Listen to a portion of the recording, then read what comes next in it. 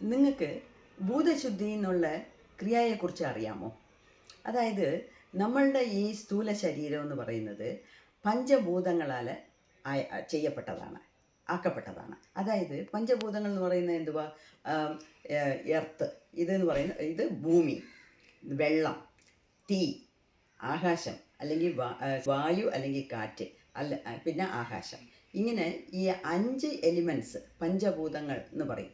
ഇതുകൊണ്ടാണ് നമ്മുടെ മൊത്ത ദേഹവും ചെയ്യപ്പെട്ടിരിക്കുന്നത്. അപ്പം നമ്മൾ ചെയ്യുന്ന ഈ നെഗറ്റീവ് കർമാസ് ഈ പഞ്ചഭൂതങ്ങളെയും ബാധിക്കും. അതുകൊണ്ടാണ് നമുക്ക് പല രോഗങ്ങളും ഉണ്ടാകുന്നത്. അപ്പം ഈ ഭൂതശുദ്ധി എന്ന് പറയുന്നത് ഒരു ക്രിയയാണ്. അപ്പം ഈ ഭൂതശുദ്ധി എന്നുള്ള ക്രിയ ചെയ്യുന്നത് കൊണ്ട് നമുക്ക് ഈ പഞ്ചഭൂതങ്ങളെയും ശുദ്ധീകരിക്കാൻ പറ്റും. അപ്പം നമ്മളുടെ നെഗറ്റീവ് കർമ്മയുടെ താക്കം കുറയും.